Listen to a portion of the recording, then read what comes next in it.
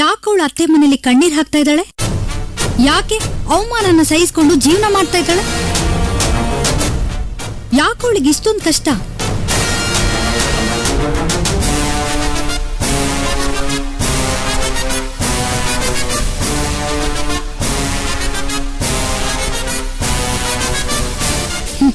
ಯಾಕೆ ಅಂದ್ರೆ ತಾನ್ ಹೆಣ್ಣು ಅಬಲೆ ಅಂತ ತಿಳ್ಕೊಂಡಿರೋದ್ರಿಂದ, ಈ ಗಂಡಸ್ರಿಂದ, ಈ ಸಮಾಜ ಮಾಡಿರೋ ಕಟ್ಟುಪಾಡುಗಳನ್ನ ಪಾಲಿಸ್ತಾ ಹರಕೆ ಕುರಿಯಾಗಿರೋದ್ರಿಂದ. ನಾನು ಅವಳ ತರನೇ ತಲೆ ಬಗ್ಸಿ ನಡೀತಾ ಇದ್ರೆ ನಿಮ್ ಮಗಳ ತರನೇ ನಾನು ಪ್ರತಿನಿತ್ಯನೂ ಕಣ್ಣೀರ್ ಹಾಕ್ಬೇಕಾಗತ್ತೆ.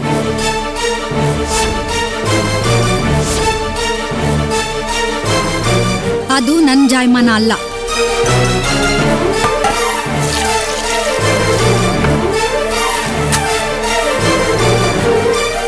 ನೋಡಿ, ಈ ಪ್ರಪಂಚದಲ್ಲಿ ಧೈರ್ಯವಾಗಿದ್ರೇನೆ ಬದುಕೋದಿಕ್ ಸಾಧ್ಯ. ನನ್ನ ಧೈರ್ಯನ ನೀವಿಬ್ರು ಕುಗ್ಸೋ ಪ್ರಯತ್ನ ಮಾಡಬೇಡಿ.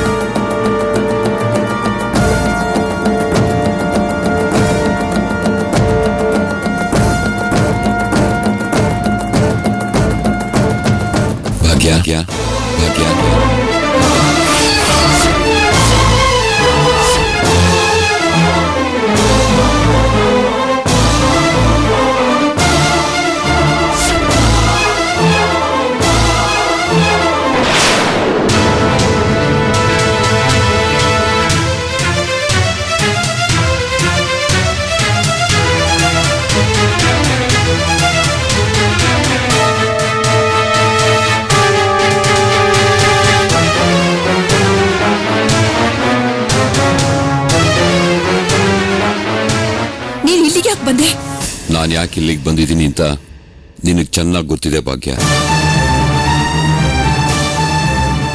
ನಿನ್ ಜೊತೆ ಮಾತಾಡೋದು ಬೇರೆ ಯಾರಾದ್ರೂ ನೋಡಿದ್ರೆ ನಿನಗೆ ತೊಂದರೆ ಆಗ್ಬೋದು ಅಂತ ಫೋನ್ ಮಾಡಿದೆ.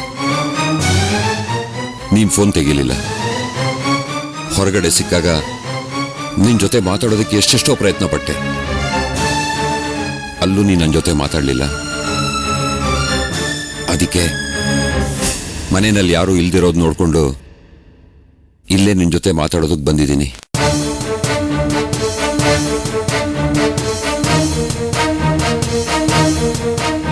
ಇವತ್ತು ನೀ ನನ್ನ ಜೊತೆ ಮಾತಾಡದೆ ಹೋದ್ರೆ ಮನೆಯಲ್ಲಿ ಎಲ್ಲರೂ ಇದ್ದಾಗಲೇ ಬಂದು ಮಾತಾಡಬೇಕಾಗತ್ತೆ. ಅದಕ್ಕೆ ಅವಕಾಶ ಮಾಡಿಕೊಡ್ಬೇಡ.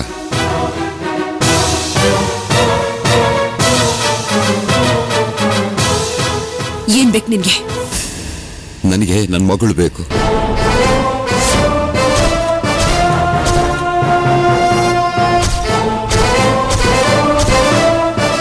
ನಾನು ನನ್ನ ಮಗಳು ನೋಡ್ಬೇಕು. ನಿನ್ನ ಸಂಬಂಧದಿಂದ ಹುಟ್ಟಿದ ಮಗಳನ್ನ ನಾನು ನೋಡ್ಬೇಕು.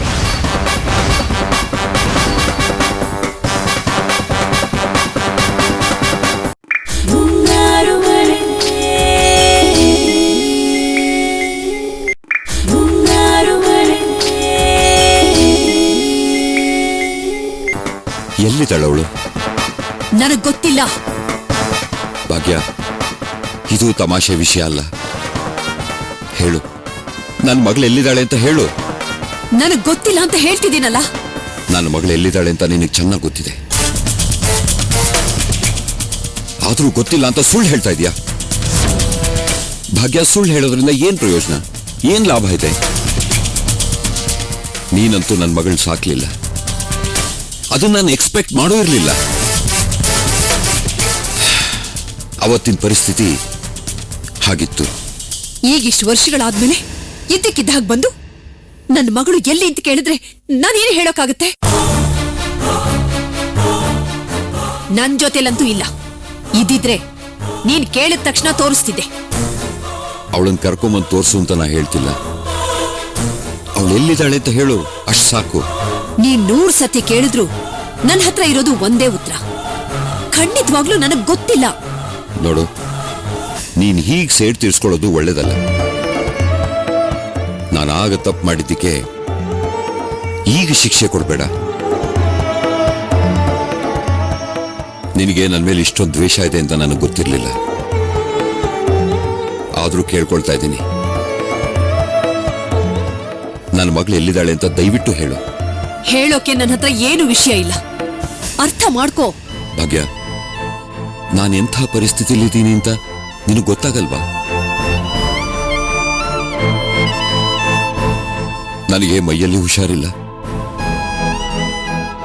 ಮಾನಸಿಕವಾಗಿ ನಾನು ತುಂಬಾ ಕುಗ್ಗೋಗಿದ್ದೀನಿ. ನಿನ್ನ ಹತ್ರ ಸತ್ಯ ಹೇಳಬೇಕು ಅಂದ್ರೆ ಈ ಜಗತ್ತಿನಲ್ಲಿ ನನ್ನವರು ಅಂತ ಹೇಳ್ಕೊಳ್ಳೋಕೆ ನನಗೆ ಯಾರೂ ಇಲ್ಲ. ಆದ್ರೆ ಅದ್ರ ಬಗ್ಗೆ ನನಗೇನ್ ಬೇಸರನೂ ಇಲ್ಲ. ಭಾಗ್ಯ, ನನಗೊಂದು ಕೊನೆ ಆಸೆ ಇದೆ. ನಾನು ನನ್ನ ಮಗಳನ್ನ ನೋಡ್ಬೇಕು. ನನ್ನ ಮಗಳನ್ನ ನೋಡ್ಬೇಕು. ಅದಕ್ಕೆ ಇಲ್ಲಿಯವರೆಗೂ ನಿನ್ನನ್ನ ಹುಡುಕೊಂಡ್ಬಂದೆ.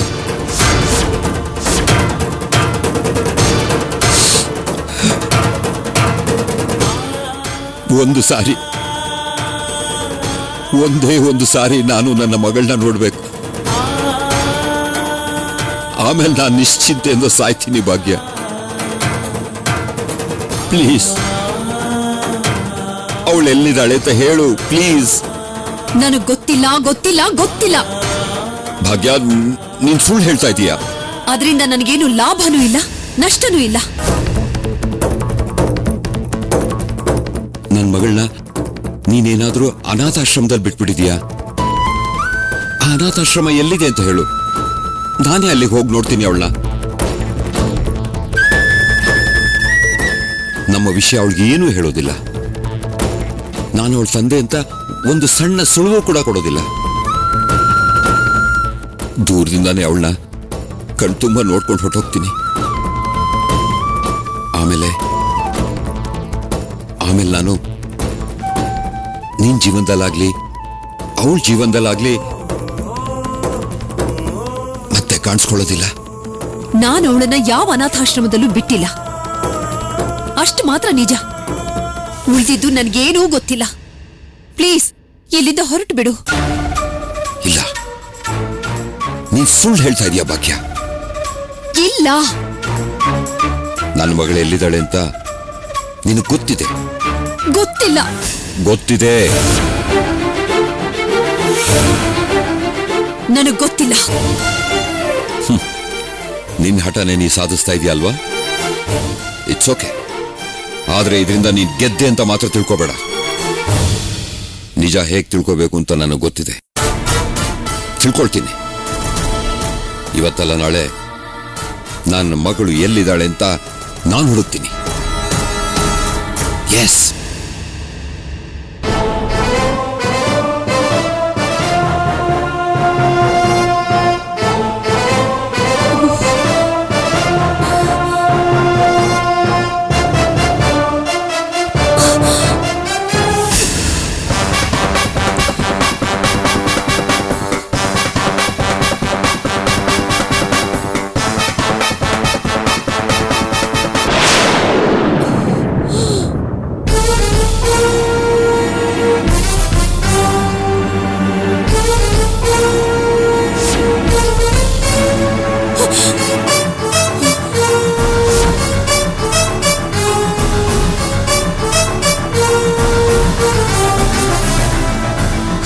ನೀನೇನೆ ಮಾಡ್ತಾ ಇದೀಲಿ ಇಡಿಯಟ್? ಅಮ್ಮ ನೀರು. ಸುರ್ಕೊ ನಿನ್ ತಲೆ ಮೇಲೆ ಅದನ್ನ. ಒಳ್ಳೆ ಹುಚ್ಚ ಸಂತೆ ಆಗೋಯ್ತಿದು. ಅದು ಅಮ್ಮ, ಅವ್ರು ಹುಚ್ಚರ ತರ ಕಾಣ್ತಿರ್ಲಿಲ್ಲ. ಯಾರೇ? ಅದೇ ಅಮ್ಮ, ಇಷ್ಟೊತ್ತು ನಿಮ್ ಜೊತೆ ಮಾತಾಡ್ ಹೋದ್ರಲ್ಲ ಅವರು. ನಿನಗ್ ಹೇಗ್ ಗೊತ್ತು? ಅವ್ರು ಆಡಿದ ಮಾತಿನಿಂದನೇ ಗೊತ್ತಾಯ್ತು. ಏನೇ ಗೊತ್ತಾಯ್ತು ನಿನ್ಗೆ? ಅವ್ರ ಮಾತಿನಲ್ಲಿ ಸತ್ಯ ಇದೆ. ಅವ್ರು ಇಷ್ಟೊತ್ತು ಆಡಿದ ವಿಷಯ ಹಿಂದೆ ನಡೆದಿದೆ ಅಂತ ಗೊತ್ತಾಯ್ತು. ಮಹಾ ಬುದ್ಧಿವಂತೆ ನೀನು. ಎಲ್ಲ ವಿಷಯ ನಿನಗೆ ಗೊತ್ತಾಗ್ಬಿಡುತ್ತಲ್ಲ. ಅಮ್ಮ, ನಾನು ಅನಾಥಾಶ್ರಮದಲ್ಲಿ ಬೆಳೆದೋಳು. ಅನಾಥಾಶ್ರಮದಲ್ಲಿ ಮಕ್ಕಳು ಯಾವ್ಯಾವ ಸಂದರ್ಭದಲ್ಲಿ ಯಾವ್ಯಾವ ಕಾರಣದಿಂದ ಬರ್ತಾರೆ ಅಂತಾನೂ ಗೊತ್ತು. ಮಾನಸ ಮಾನಸ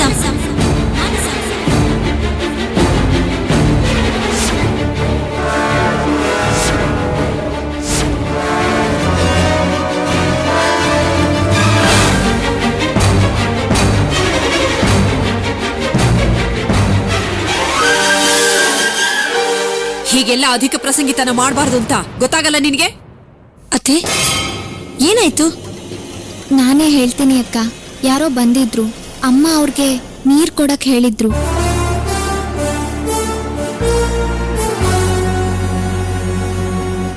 ಆದ್ರೆ ನೀರ್ ತರೋಷ್ಟರಲ್ಲಿ ಅವ್ರು ಹೊರಟೋಗಿದ್ರು. ಆದ್ರೆ ಬಂದವ್ರ ಮುಂದೆ ಅಮ್ಮಂಗ ಅವಮಾನ ಆಯ್ತು ಅಂತ ಕೋಪ ಮಾಡ್ಕೊಂಡ್ರು. ಇದ್ರಲ್ಲಿ ನಂದೇ ತಪ್ಪು.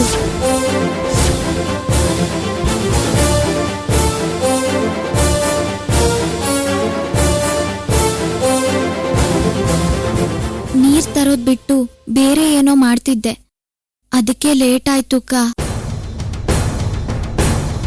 ಇನ್ ಮುಂದೆ ಆ ರೀತಿ ಮಾಡ್ಬೇಡ. ಅತ್ತೆ ಹೇಳಿದ ಕೆಲ್ಸನ ತಕ್ಷಣ ಮಾಡು. ನೀನ್ ಹೋಗು. ಆಯ್ತು ಅತ್ತೆ, ದೇವ್ರ ಪ್ರಸಾದ ತಗೊಳ್ಳಿ. ಪ್ರಸಾದ ಅಂತೆ ಪ್ರಸಾದ. ಹೋಗ್.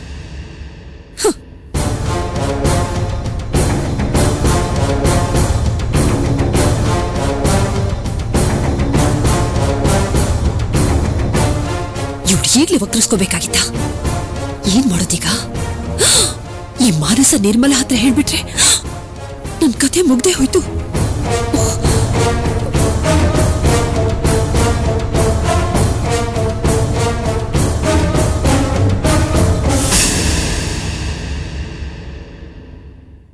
ಮಾನಸ, ಏನಕ್ಕ? ನಿನಗ್ ನನ್ ಬಗ್ಗೆ ವಿಶ್ವಾಸ ಇದೆ ತಾನೆ? ಏನಕ್ಕ ಹೀಗ್ ಕೇಳ್ತಾ ಇದ್ದೀರಾ? ಇದ್ಯೋ ಇಲ್ವೋ? 100% ಇದೆ. ಅದ್ರಲ್ಲಿ ಯಾವ ಅನುಮಾನನೂ ಬೇಡ. ಹಾಗಾದ್ರೆ ನಾನ್ ಕೇಳೋ ಪ್ರಶ್ನೆಗೆ ಸರಿಯಾಗಿ ಉತ್ತರ ಕೊಡು.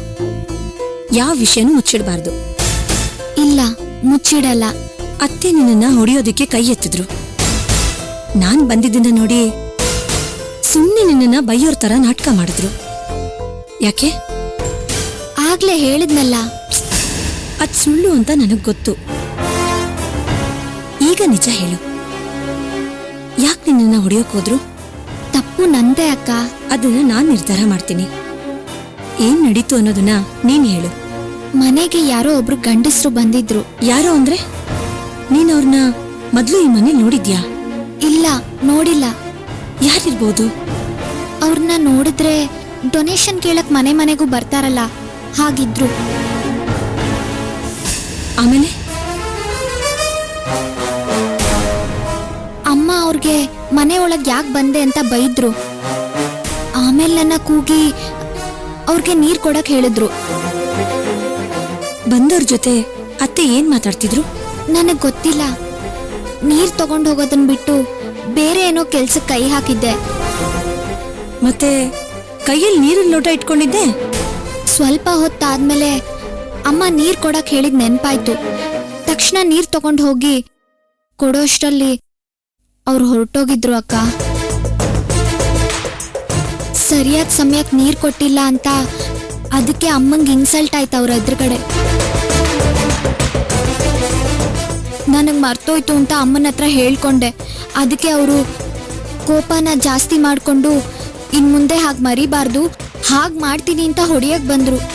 ಅಷ್ಟರಲ್ಲಿ ನೀವ್ ಬಂದ್ರಿ. ಇಷ್ಟೇ ನಡೆದಿದ್ದು ಅಕ್ಕ. ನಿಜ ಹೇಳ್ತಿದ್ಯಾ ತಾನೆ? ಹೌದಕ್ಕ, ನಾನ್ ನಿಜಾನೇ ಹೇಳಿದ್ದು. ಸರಿ, ಇದೆಲ್ಲ ಮಾಮೂಲ್ ತಾನೆ. ಇನ್ ಮುಂದೆ ಹುಷಾರಾಗಿರು.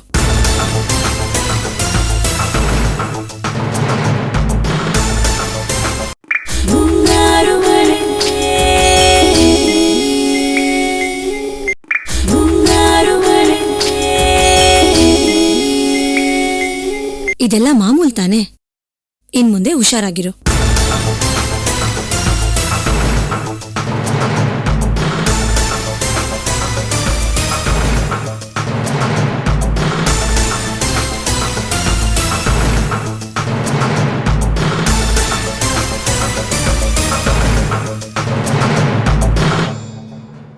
ಅತ್ತೆ, ಯಾಕಿಲ್ಲಿ ನಿಂತಿದ್ದೀರಾ? ನಿಂತಿಲ್ಲ, ಬರ್ತಾ ಇದ್ದೆ. ಅದು ಸೋಪ್ ಇದೆಯಲ್ಲ, ಸೋಪು ಅದನ್ನ ತಗೊಳ್ಳೋಣ ಅಂತ ಬಂದೆ. ಅತ್ತೆ, ಸೋಪ್ ಅಡ್ಗೆ ಮನೆಯಲ್ಲಿರುತ್ತೆ. ಅಲ್ಲೇ ವಾಷಿಂಗ್ ಮಿಷಿನ್ ಪಕ್ಕದಲ್ಲಿರುತ್ತೆ, ತಗೊಳ್ಳಿ. ಹಾ ಹೌದಲ್ಲ, ವಾಷಿಂಗ್ ಮಿಷಿನ್ ಪಕ್ಕದಲ್ಲಿದೆ. ಓ, ಅಲ್ಲಿದೆ ಅಲ್ಲ ಸೋಪು. ನಾನು ಇಲ್ಲಿಗೆ ಯಾಕೆ ಬಂದೆ? ಸಾರಿ, ಏನು ಕನ್ಫ್ಯೂಷನ್ ಆಗ್ಬಿಟ್ಟಿದೆ, ಅದಕ್ಕೆ ಬಂದ್ಬಿಟ್ಟೆ. ಒಂದೊಂದ್ಸಲ ಹಾಗಾಗತ್ತೆ. ನಾನು ಹೋಗಿ ತಂದ್ಕೊಳ್ಳ? ಏನ್ ಬೇಡ, ನಾನೇ ತಗೊಳ್ತೀನಿ.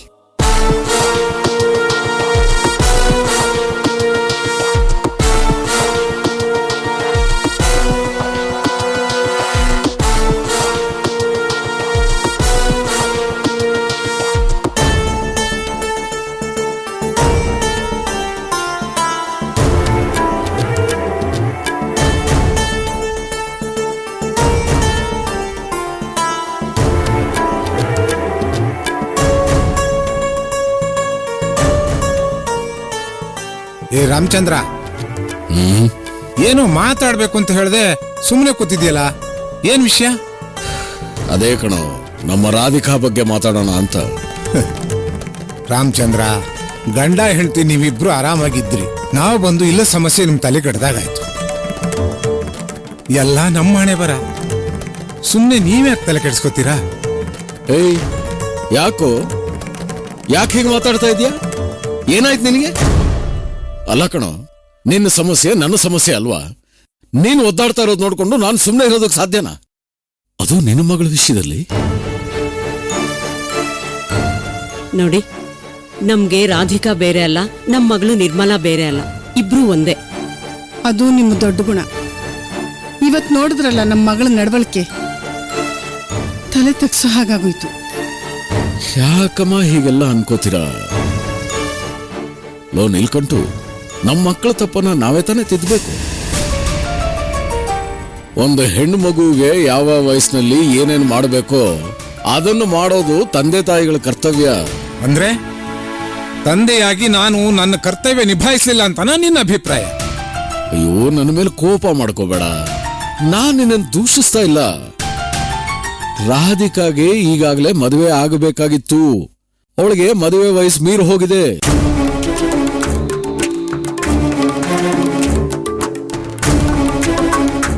ಅವಳ ನಡವಳಿಕೆಗೆ ಇನ್ನೂ ಒಂದು ಕಾರಣ ಇರಬೇಕು. ಈಗಾಗಲೇ ಅವಳ ಫ್ರೆಂಡ್ಸ್ ಮದುವೆ ಆಗಿರತ್ತೆ, ಇವಳಿಗೆ ಇನ್ನೂ ಆಗಿಲ್ಲ. ಅದು ಅವಳ ಮನಸ್ಸಲ್ಲಿ ಕೊರಗ್ತಾ ಇರತ್ತೆ ಕಣೋ. ಅದಕ್ಕೆ ಅವಳು ಈ ರೀತಿ ಎಲ್ಲರ ಮೇಲೂ ಸಿಡುತ್ತಾ ಇರ್ತಾಳೆ. ನಾನು ಅವಳ ಮದುವೆ ಪ್ರಯತ್ನ ಮಾಡ್ಲಿಲ್ಲ ಅನ್ಕೊಂಡಿದ್ಯಾ? ನಾ ನೋಡದೆ ಇರೋ ವರ ಇಲ್ಲ, ಗಂಡು ಹುಡುಕ್ದೇ ಇರೋ ಊರಿಲ್ಲ. ಹುಡುಕಿ ನನ್ನ ಚಪ್ಪಲಿ ಸವಿತೆ ವಿನಃ ಅವಳಿಗೆ ಮಾತ್ರ ಮದುವೆ ಯೋಗ ಕೂಡ್ ಬರಲಿಲ್ಲ.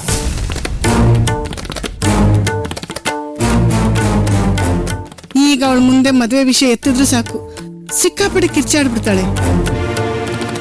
ನೀವೇ ನೋಡ್ತಾ ಇದ್ದೀರಲ್ಲ, ತಂದೆ ತಾಯಿ ಹತ್ರ ಮಾತಾಡೋ ಹಾಗೆ ನಮ್ಮ ಹತ್ರ ಮಾತಾಡ್ತಾ ಇದ್ದಾಳ ಅವಳು.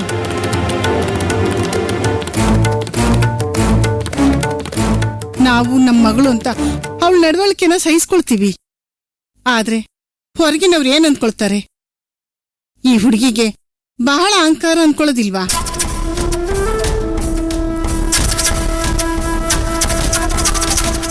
ನಾನು ಲೆಕ್ಕ ಇಲ್ದಷ್ಟು ಗಂಡುಗಳನ್ನ ಕರೆಸ್ದೆ, ಆದ್ರೆ ಇವಳು ಹೆಣ್ಣು ನೋಡಕ್ ಬಂದ ಗಂಡುಗಳಿಗೆಲ್ಲ ಇವಳು ಅವಮಾನ ಮಾಡಿ ಕಳಿಸ್ತಾ ಇದ್ಲು. ಇವಳು ಹೀಗೆಲ್ಲ ಮಾಡ್ತಾ ಇದ್ರೆ ಮದುವೆ ಕೂಡು ಬರುತ್ತಾ ಹೇಳು ನೋಡೋಣ. ನಿಲ್ಕಂಟು, ನೀನು ಮಾಡ್ತಾ ಇರೋ ಸ್ವಲ್ಪನೂ ಸರಿ ಇಲ್ಲ. ಅವಳ ಬಗ್ಗೆ ತಪ್ಪು ಅಭಿಪ್ರಾಯನ ಬೆಳೆಸ್ಕೊಂಡು ಅವಳ ಜೀವನನ ಹಾಳು ಮಾಡ್ತಾ ಇದ್ದೀಯ ನೀನು. ಸರಿ ಬಿಡು, ನಾನೇ ಅವಳ ಹತ್ರ ಮಾತಾಡ್ತೀನಿ.